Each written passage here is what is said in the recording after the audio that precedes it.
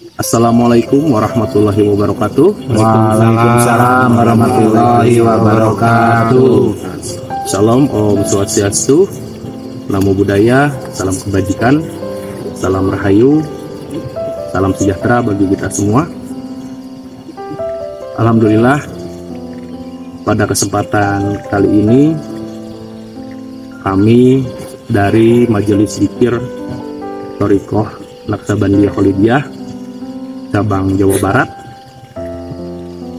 Pada saat ini kami sedang berada di surau Majelis Dzikir Thariqah Naqsabandiyah Khalidiyah, tepatnya di wilayah Sumedang, Jawa Barat. Dan di sini kami ada berlima. Kami di sini akan berdiskusi mengenai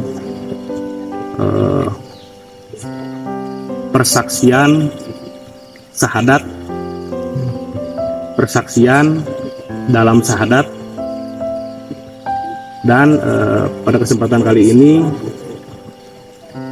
kami akan berdiskusi dengan masing-masing jamaah yang kebetulan pada malam hari ini kita dapat berkumpul untuk berdiskusi, saling belajar dan mengasah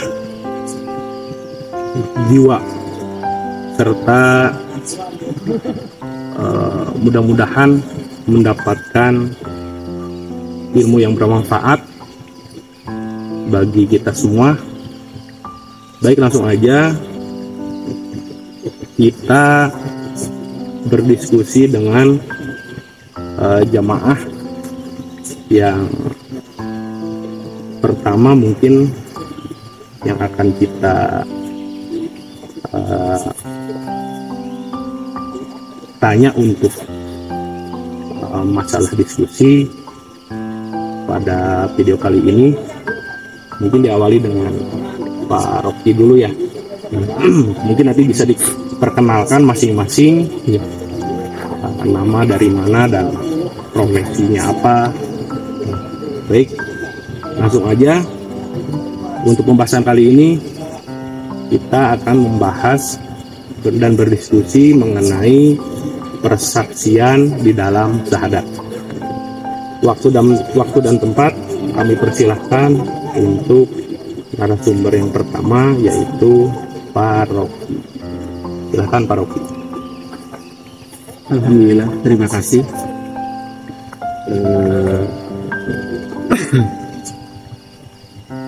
Saya mencoba ya dari sudut pandang logika tentang kesaksian, yang mana kesaksian tersebut ya sesuai dengan maknanya, sesuai dengan harfiah dan artinya, ya harus bersaksi. Contoh misalkan saya dalam satu kasus di pengadilan, ketika saya dipanggil untuk menjadi saksi dalam suatu peristiwa, pasti akan ditanyakan, dan di situ pasti saya akan disumpah dulu, biasanya seperti itu kan. Nah, setelah disumpah pasti saya ditanya, saudara Fulan, betulkah Anda menyaksikan peristiwa seperti yang Anda katakan bahwa Anda itu bersaksi? Nah, di situ si Fulan kan harus menjawab dengan jujur. Ketika dia betul-betul bersaksi dan jadi saksi di peristiwa itu, pasti dia akan dengan lugas menceritakan apa yang dia saksikan, kejadian tersebut. Nah, dalam syahadat pun itu sama, secara logika yang ilmiah, yang nalar sehatnya. apa yang Anda saksikan dalam syahadat. Di situ jelas dari kata-katanya, aku bersaksi bahwa tiada Tuhan selain Allah, dan aku bersaksi bahwa Nabi Muhammad adalah abdi Allah, juga adalah utusannya. Nah, di sini kita mesti jujur. Betul, Anda bersaksi. Apakah sekedar mengucapkan saja? Itu pasti yang dicanakan. Nah, ketika si fulan tersebut berkata, oh tidak, saya cuma disuruh mengucapkan.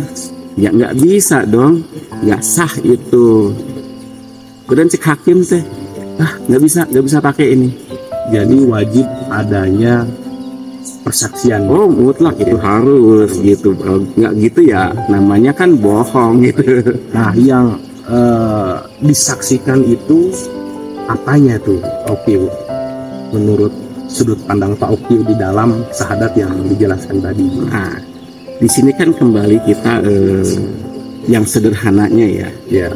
Kita diajarin dari kecil bahwa sifat Tuhan itu ada 20. Yang satu itu kan sifat yang paling wajib itu kan wujudnya. Nah, di sini kebanyakan orang-orang itu dalam setiap saya berdiskusi dengan teman-teman dengan apa ya, mungkin pemahamannya itu karena entah apa dasarnya. Ya kebanyakan sih mungkin dasar pemikiran sendiri dan dasar kebanyakan gitu ya, bahwa wujud Tuhan itu apa sih? Wah ini Tuhan itu jadi kemana-mana gitu. Yang dibahas itu kekuasaannya lah, ciptaannya lah, tetek bengek lah gitu. Berarti Allah itu mempunyai sifat wujud. Nah itu kenapa harus demikian? Dalam sholat kita ada bacaan ini wajah tuh wajhiya lillahi fattarus samawati wal ardh. Nah, itu artinya kan kuhadapkan wajahku kepada wajah sang pemilik langit dan bumi. Jelas kan di situ? Secara harfiah juga kan udah sangat jelas, terang benderang.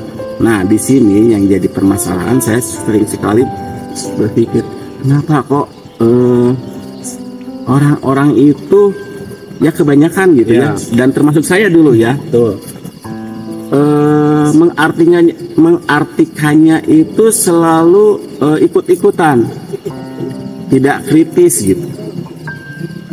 Kata ini begini ya begini, kata ini begini ya begini, nggak punya prinsipnya seperti itu ya. Jadi jelas di situ ya, Bang, bahwa bersaksi itu ya tetap harus bersaksi. Apa yang disaksikan itu tetap harus ada wujud, harus ada sifat wujudnya yang disaksikan. Disaksikan. Karena apa? Karena itu akan nyambung ke rukun Islam yang berikutnya, yaitu sholat. Nah, untuk mengenai sholat mungkin nanti akan kita bahas.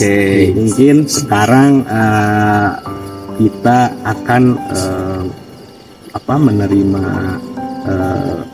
uraian berikutnya dari saudara kami, yaitu jangan ngora dulu atau Pak Iwan. Monggo silakan bisa dicurahkan atau menguraikan sesuai dengan sudut pandangnya masing-masing. Silakan Pak Iwan, waktu dan tempat kami persilakan. Terima kasih pada Pak moderator Pak Denny. Di sini saya nama Pak Iwan ya, dari Cilenyi. Saya jemaah Naksabandia cabang Sumedang. Kebetulan ini lagi di cabang Sumedang ya, lagi di Suro.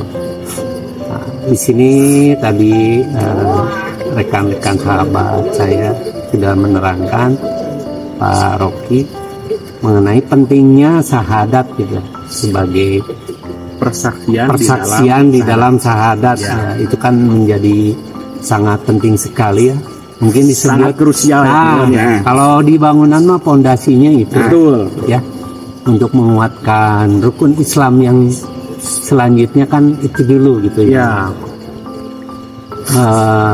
di rukun Islam mengenai syahadat itu disimpan paling depan. Kok tidak sholat dulu yang paling depan? Kok ini malah syahadat dulu? Iya. Ya. Karena di situ kan bunyinya aku bersaksi bukan hanya kepada Allah, tetapi kepada Rasul. Betul. Kepada Rasul. Iya. Ya. Jadi kita kalau misalkan cuma membahas tadi sifat wujud Allah, ya bisa ya diterangkan itu dulu. Tapi harus sekalian dengan kita bersaksi juga kepada Rasul. Ya, betul. Asyhadu alla ilaha illallah, aku bersaksi bahwa tiada Tuhan selain Allah. Betul. Dan kita juga harus menyaksi ke Rasulnya juga, dan aku bersaksi bahwa Muhammad, bukan Nabi Muhammad ya. Betul. Bahwa Muhammad itu adalah utusan Allah. Kita kalau misalkan ini kita bahas dulu dari masalah persaksian ya. Kalau bersaksi itu kan pekerjaannya matalah ya, betul nggak? Ya, ada yang disaksikan. Ya, ada yang disaksikan, ada yang menyaksikan, dan ada yang disaksikan. Kebanyakan ya memang sudut pandangnya kita kan ada sifat wujud Allah ya, sifat wujud Allah.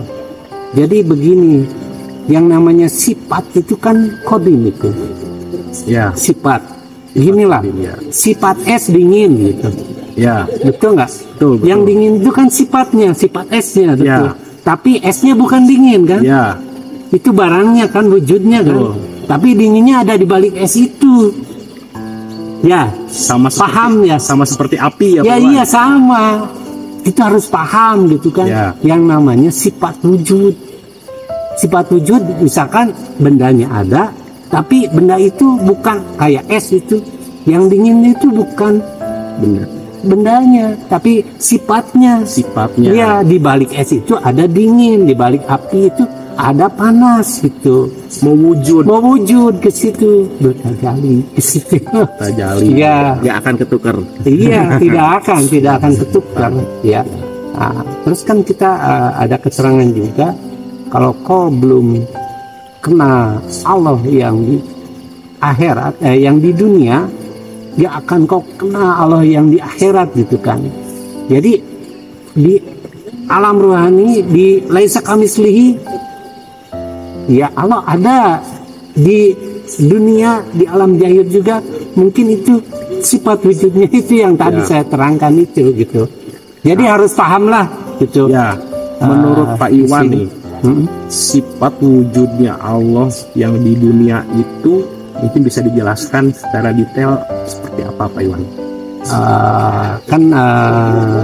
Nabi Muhammad itu waktu zaman Nabi Muhammad ya.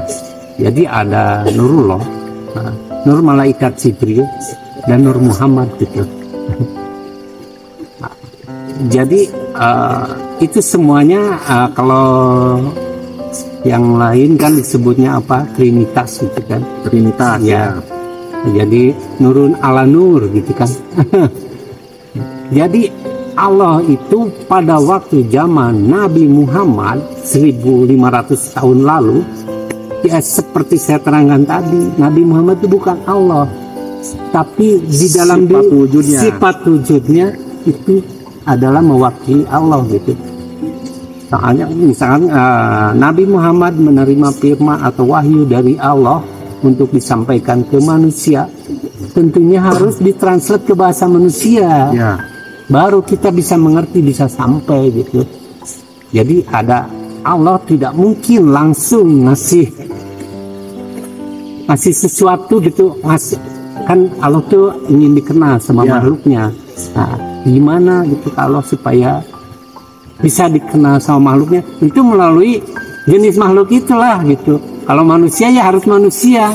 Kalau rasa pahit ya harus misalkan ke Borotowali lah yang diturunkan.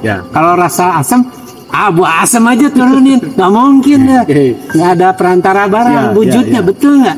Ada di balik itu.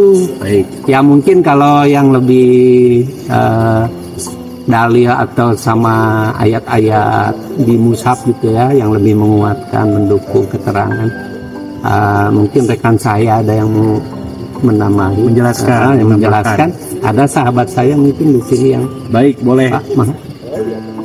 Silakan, mungkin bisa dikenalkan dulu dengan siapa, dari mana, profesinya apa, dan selanjutnya bisa menguraikan apa yang sekarang sedang kita bahas, yaitu mengenai persaksian di dalam syahadat.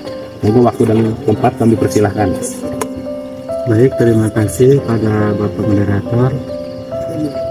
Assalamualaikum warahmatullahi wabarakatuh. Waalaikumsalam warahmatullahi wabarakatuh.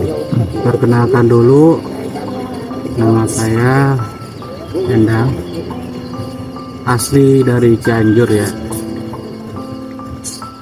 Salam semuanya kepada orang Cianjur ya. Di kesempatan kali ini bertepatan di Surau Sumedang, yang jelasnya tadi udah jelas ya, judulnya adalah persaksian di dalam syahadat. Sebenarnya sih udah jelas tadi uraian dari Pak Oki, Pak Iwan. Namun tadi ada kata-kata yang menarik dari Pak Iwan. Kenapa sih dalam rukun Islam yang pertama itu syahadat, itu nggak sholat dulu. Terus diurai lagi, kan syahadat sebagai fondasi ya. Kalau sholat sebagai apa?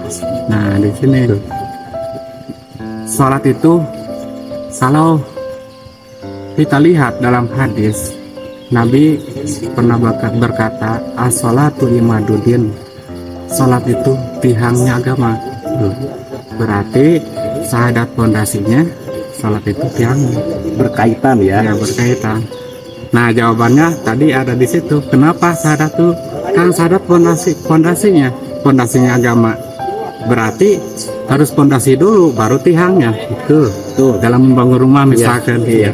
Masa buat tiang dulu, fondasinya belum. Nah, runtuh dong. Buat apa? Makanya ada kelanjutannya dari hadis itu. As-sholatu imaduddin, sholat itu tiangnya agama. Barang siapa yang meninggalkan sholat, faqad hadamadin, maka dia telah meruntuhkan agama, meruntuhkan tiangnya itu. Nah, berhubung sholat dan syahadat itu saling berkaitan, dan di pembahasan kali ini adalah persaksian dalam syahadat, saya akan mencoba mengurai, menambahkan. Kan syahadat itu bunyinya asyhadu alla ilaha illallah wa asyhadu anna muhammadar rasulullah. Kita urai dulu dari segi ilmu tata bahasa Arab.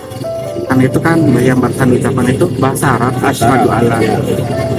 Asyhadu kalau ilmu dari segi ilmu nahwu tata bahasa Arab itu kan segatnya ilmu dore ya, ilmu sorobnya ilmu dore. Asyhadu dari sahida yashhadu, masuk pada bab alima ya'lamu. Asyhadu ilmu dore, sedangkan ilmu dore itu menunjukkan kata kerja. Setiap fi'il ya pasti menunjukkan kata kerja, baik fi'il madi, fi'il mudhari, fi'il amar, karena fi'il ada 3 ya. Nah, fi'il mudhari kata kerja menunjukkan kata apa? Kalau fi'il madi menunjukkan sesuatu yang sudah dikerjakan, yaitu fi'il madi.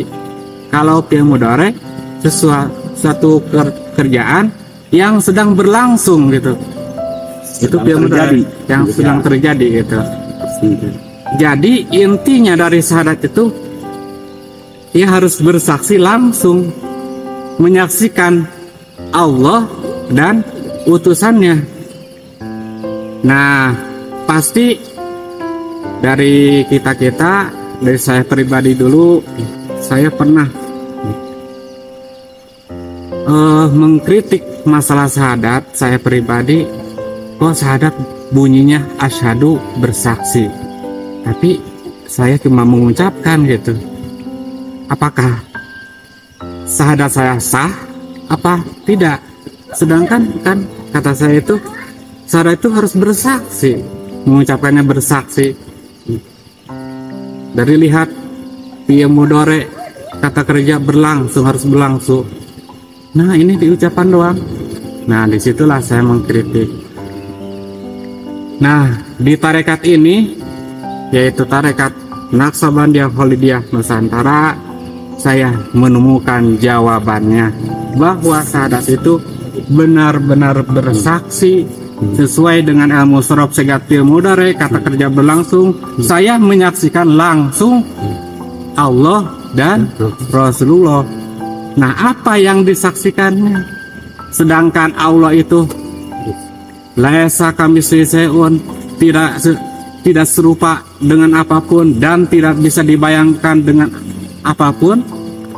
Nah perlu diketahui sifat Allah yang pertama yang wajib kita ketahui yaitu sifat 20. Yang pertama kan wujud ya. Betul. Wujud. Kalau wujud itu berarti kita bisa berinteraksi dengan panca indera ya, yaitu mata. Menyaksikan dengan mata kita sendiri pada wujud Allah dan wujud Rasulullah, gitu kan? Tuh. Dimana dulu saya cuma mengucapkan. Nah setelah kita bersaksi kepada wujud Allah dan wujud Rasulullah, baru kita bisa mengucapkan asyhadu alla ilaha illallah wa asyhadu anna Muhammadar Rasulullah. Kenapa? Karena saya sudah bersaksi, baru diucapkan. Jangan diucapkan saja. Kalau cuma diucapkan saja, berarti saya bohong syahadatnya. Kalau bohong berarti tidak sah rukun Islam yang pertamanya. Berarti sholat saya, zakat saya, puasa saya. Misalkan kalau saya nasib pergi haji ke Mekah juga enggak sah. Karena dalam syahadatnya saya misalkan tidak bersaksi dulu, cuma mengucapkan saja. Nah itu. Mungkin ada lagi yang ditambahkan dari Pak Iwan, Pak Ukil, atau Bang Teja? Boleh? Ya. Alhamdulillah, terima kasih waktu dan kesempatannya. Kebetulan seru-seru sekali nih dari penjelasan dari teman-teman kita. Di sini mungkin saya ada ya beberapa yang mau saya tanyakan. Mungkin boleh dijawab. Saya mau nanya nih, kan kita itu harus bersaksi. Persaksian itu kepada Allah yang dierat kaitannya, disandarkannya kepada sifat wujud. Nah, sifat wujud itu kenapa harus erat kaitannya harus dengan panca indera mata? Sementara setahu saya wujud itu bukannya artinya itu ada. Mungkin Kang Dang boleh menjelaskan dari itunya, dalilnya atau juga bagaimana ada di arti wujud itu apa gitu. Ini persis dengan pengalaman saya dulu waktu sebelum masuk ke tarekat ini ya. Saya dulu kan pernah mondok ya. Alhamdulillah di berbagai pesantren saya pernah mondok itu. Dan saya dipelajari ilmu tauhid, ilmu fikih, ilmu tasawuf. Nah, di dalam sifat wujud yang pertama Allah, emang semua guru-guru saya, mohon maaf, itu menafsirkannya sifat wujud itu ada. Itu artinya itu ada, ya benar ada. Jadi kita memahami sifat wujud di dalam ilmu syariat yang saya pelajari di pondok pesantren itu, kita itu cuma bisa menyaksikan ciptaannya bahwa Allah itu ada. Baru di situ kita bisa praktek sifat wujud. Tapi yang saya kritik itu dalam syahadat. Kok syahadat harus bersaksi? Sedangkan ini wujud artinya ada. Maksudnya ada di gimana gitu? Jujur saya ya, waktu dulu belum ada jawabannya. Ada wujudnya itu kayak gimana gitu. Betul. Apakah bisa berhadapan kayak Secara logis aja gitu ya. secara logis ya, ada. Sedangkan ada itu berarti kita tahu bahwa ada bentuk atau apa yang bisa kita saksikan gitu. Ada eksistensinya. Ada eksistensinya gitu. Bukan sekedar keyakinan, Bukan ada secara gitu. keyakinan bahwa tandanya Allah ada itu, ya ada ciptanya. Itu kan dulu. Jadi ada eksistensinya, di mana eksistensi itu bisa diterima oleh gelombang panca indera mata. Ya, Nah, gitu. ya. Betul. Karena kan ada sesuatu yang eksis nih, seperti kentut, Betul. gitu kan? Itu Ya. eksis, gitu kan? Betul. Tapi itu tidak bisa tidak tergambar oleh visual mata, Iya, Betul. ya, gambar. tapi bisa terpanca indera oleh hidung, gitu Hidung kan? dan pendengaran. Nah, terus kenapa ini wujud erat kaitannya dengan bentuk mata, bentuk eksis, gitu. Iya. Eksis dalam artian bendanya ada, gitu. Katakan zatnya tuh ada, gitu. Iya. Seperti itu mungkin ya. Ya seperti tadi mungkin ya, yang tadi mohon maaf, tadi seperti dikatakan sama Pak Iwan ya, kalau kita belum ketemu wujudnya, mana mungkin kita tahu sifatnya, seperti es tadi ya, atau seperti asam tadi ya, atau seperti manis tadi gitu. Kita belum ketemu wujudnya garam misalnya, alamatnya garam itu, tapi kok kita udah bisa menyebutkan rasanya asin.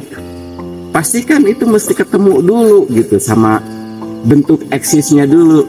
Nah seperti itu, mungkin seperti itu ya pandangan logikanya yang sangat logis. Oke, mungkin ada tambahan lagi. Pak Iwan, silahkan. Ya, nambahin sedikit Pak Teja. Yang tadi kata Pak Teja, yang kata Pak Sanda, bahwa wujud itu ada. Yang ada pasti mempunyai wujud atau bentuk, betul nggak? Betul. Kalau kita balikin gitu, wujud itu ada, tapi yang ada tuh pasti ada bentuk, ada wujud, betul nggak Pak? Dan kalau mengenai ada dan wujud, setiap benda sesuatu yang ada di alam semesta ini harusnya kita berinteraksi dulu dengan salah satu panca indera, barulah kita mengucapkan dengan bibir nih, keluar nih. Output, Outputnya ada. Diserap dulu. inputnya. Diserap dulu karena kita melihat atau mendengar atau mencium, barulah kita keluar gitu. Betul nggak Pak? Nah, yang namanya ada pasti bisa berinteraksi, pasti bakal terdeteksi dengan salah satu panca indera yang ada di manusia. Baru dia ada keluar. Oh barangnya apa namanya gitu, baru keluar nama gitu. Begitupun dengan Allah, dengan Rasul, harusnya diserap dulu dengan panca indera atau berinteraksi dulu, barulah kita keluar gitu.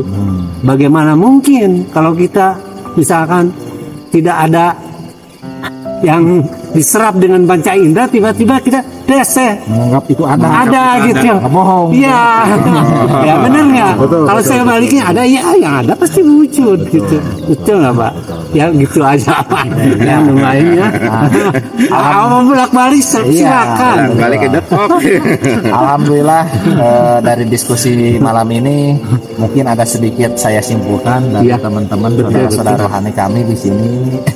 Sedikit mungkin saya simpulkan bahwa persaksian dalam syahadat itu adalah pekerjaan, bukan sebatas ucapan, gitu kan. Itu adalah kata kerja.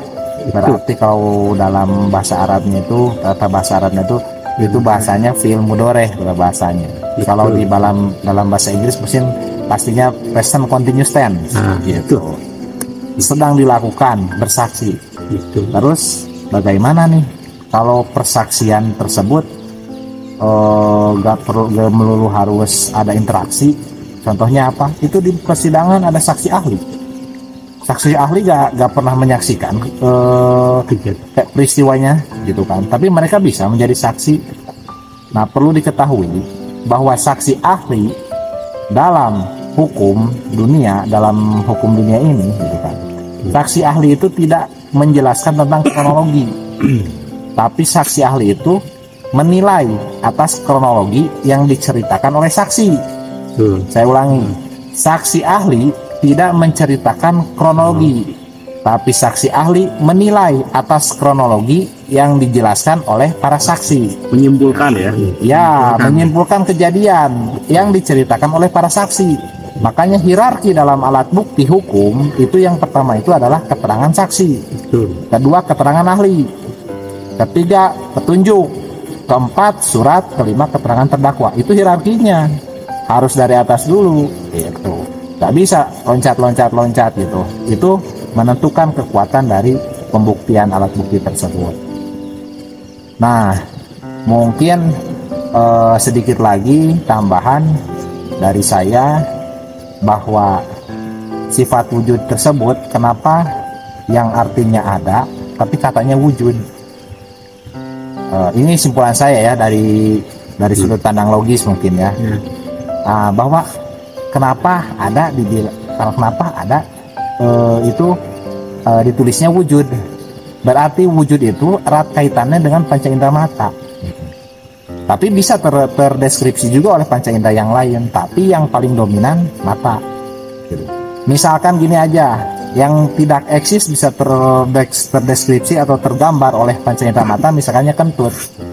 Kentut itu memang tidak itu ada, tapi bukan wujud gitu.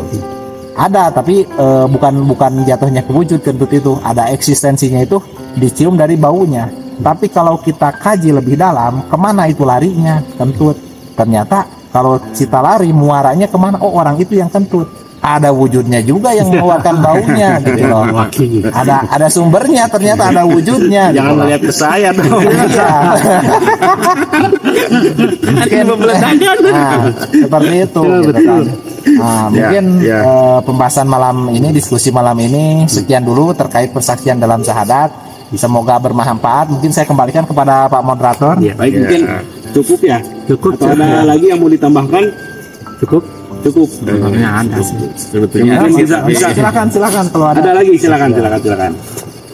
Saya mau mewakili sedikit tambahan ya. Pasti dari penonton ya, mohon maaf, ada yang belum paham ya tentang persaksian syahadat itu. Apanya Allah yang disaksikan gitu. Apanya Rasul yang disaksikan. Nah, di dalam tarekat Naqsabandiyah Khalidah Nusantara, di sini bukan cuman ucapan doang ya, langsung praktek di sini ya. Cara bersaksinya kepada Allah, caranya gimana? Di sini langsung praktek. Cara bersaksi kepada Rasulullah itu di sini dengan cara praktek. Terus yang ditanyakan apa yang disaksikannya? Nah, pengalaman saya di sini menyaksikan Allah itu yaitu melewati sifat wujudnya, bukan menyaksikan Allah yang laisa kamitslihi. Itu udah jelas gak bisa disaksikan oleh panca indera kita maupun dengan mata, terutama hidung gak bisa. Itu udah apa namanya? Tapi sifat wujud Allah itu Allah bukan. Sifat wujud Allah itu bukan Allah. Tapi Allah ada di balik sifat wujudnya. Gitu. Nah, siapakah sifat wujud Allah itu? Nah, di sini kita urai sedikit ya. Sedikit tambahan. Yang saya alami di sini, sifat wujud Allah itu yaitu berupa utusannya. Ya. Mana mungkin Allah langsung bisa disaksikan, karena Allah itu zatnya laisa kamitslihi syai'un, sedangkan kita manusia sifatnya relatif terbatas, sedangkan Allah mutlak itu tidak bisa saling ketemu ya, antara relatif sama yang mutlak tak terhingga itu. Nah, sedangkan dalam rukun Islam itu kan harus bersaksi kepada Allah dan Rasulnya. Makanya di dalam tarekat ini dijelaskan ada sifat wujud Allah yaitu seorang utusannya.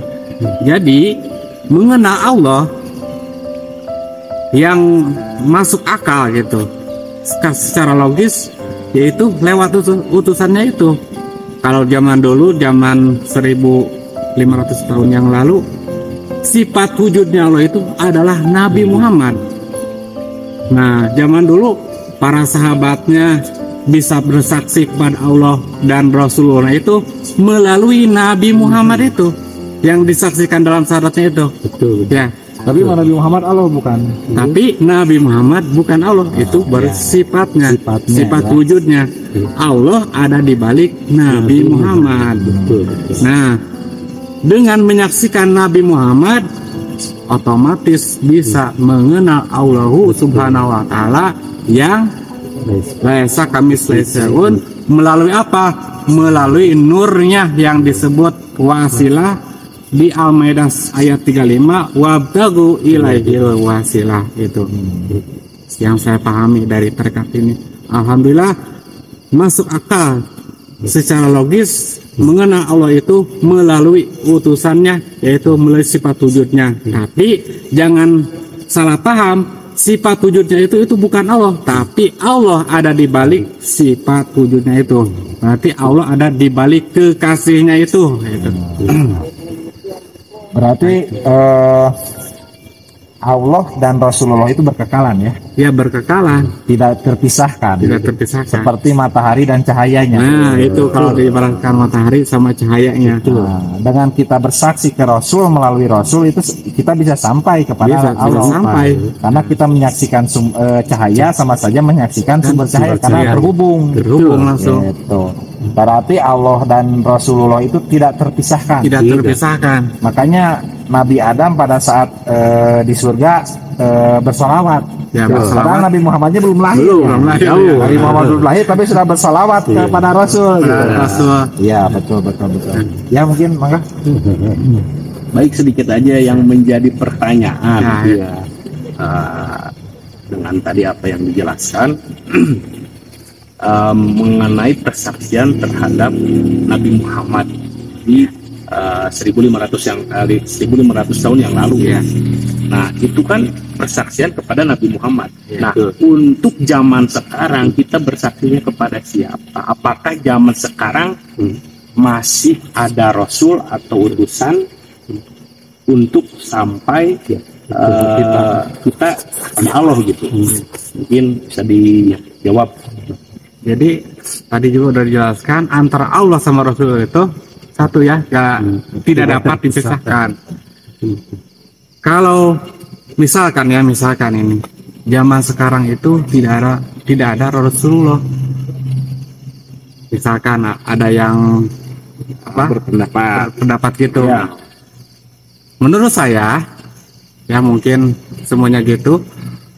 Kalau zaman sekarang tidak ada Rasulullah, berarti batal dong perkataan Allah bersatu sama Rasulullah itu, berkekalan dengan Rasulullah itu.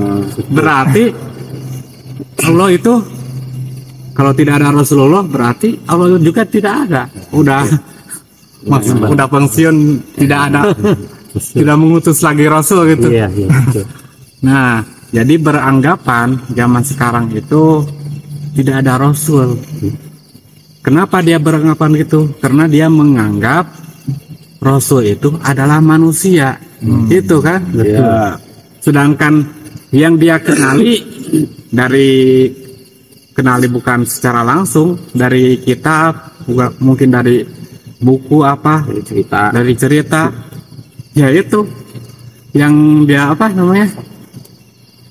yang dia kenali Allah yang itu, dia yakini dan dia yakini itu Rasulullah itu Nabi Muhammad yang terakhir itu. Sedangkan kalau Nabi Muhammad terakhir sebagai utusan berarti udah kiamat. Allah tidak mengirim lagi Rasul gitu ya. Zaman ini juga. Berarti Nabi Muhammad dan Rasul Muhammad itu entitas yang berbeda. Berbeda. Namun di zaman Nabi Muhammad zaman dulu dengan Rasulullah ada di satu wadah, yaitu ada pada diri Nabi Muhammad sendiri. Ya, kebetulan gitu. Namanya sama. Ya. Kebetulan namanya sama gitu. Ya. Nah, untuk zaman sekarang mungkin tidak lagi disebut Rasul ya. Sebagaimana di At-Taubah 128 dijelaskan bahwa di setiap zaman itu Allah mengirim utusan, yang ayatnya laqad ja'akum rasulun min anfusikum. Itu ayat maksudnya kan beranggapan itu kan Rasul, ayat itu kan turunnya ke Nabi Muhammad, bukan ke zaman kita sendiri. Ya, berlaku pada saat zaman Nabi Muhammad. Ya, maksudnya berlaku saat Nabi Muhammad doang.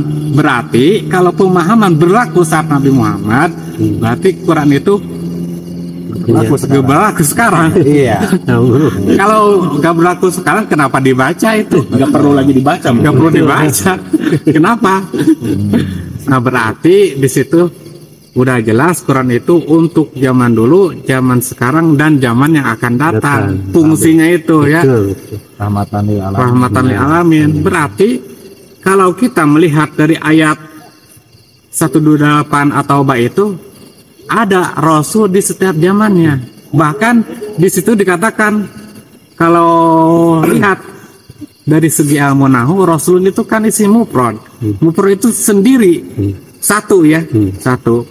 Berarti di setiap zaman Allah mengirim satu utusan, enggak dua, enggak tiga, enggak banyak gitu kan? Satu utusan. Bahkan di situ jelas satu utusan di setiap zaman itu, kan utusan itu fungsinya untuk semua alam ya, seluruh alam, rahmatan lil alamin, untuk sedunia. Jadi bisa dikatakan Allah mengirim utusan di setiap zaman, hanya ada satu di dunia ini. Dari di setiap zamannya. Zaman sekarang ada di mana? Yang saya alami ada di tarekat ini, tarekat Naqsabandiyah Khalidiyah Nusantara. Dan sudah kami buktikan. Di sini, bukan omong doang. Baik, mungkin cukup menarik ini pembahasan video kali ini. Ada lagi yang ditambahkan untuk saudara-saudara semua? Cukup. Ada silakan. Ya, saya ingin menambahkan sedikit nih buat saudara-saudara saya di sana, juga teman-teman saya yang di sana, juga siapapun. Marilah kita berpikir logis dan kritis. Jangan kita ya cetak kieu nurut deh gitu. Pengenangan ngeunahna gitulahnya. Karena mungkin ya beragama itu tidak semudah yang diperkirakan. Nah, ya itu saja mungkin dari saya. Berpikirlah logis, berakallah logis, dan kritis juga. Mari kita kumpullah ke sini ya. Kami terbuka untuk berdiskusi dari berbagai kalangan juga ya, gitu Bang Denny ya. Ya, sekian dari saya. Terima kasih atas kesempatannya. Baik, terima kasih semuanya yang sudah memberikan penjelasan mengenai pembahasan di video kali ini. Mungkin demikian yang dapat kami sampaikan. Semoga bermanfaat. Tetap jaga kerukunan dan kedamaian di setiap perbedaan. Indonesia harus menjadi negara yang bertoleransi tinggi antar umat beragama. Salam kebajikan, salam rahayu, salam kebangkitan tasawuf, salam kebangkitan spiritual. Wabillahi taufiq wa hidayah, waridho wa inayah, illahi anta maksudi, waridho kamatlubi. Wassalamualaikum warahmatullahi wabarakatuh. Waalaikumsalam warahmatullahi wabarakatuh.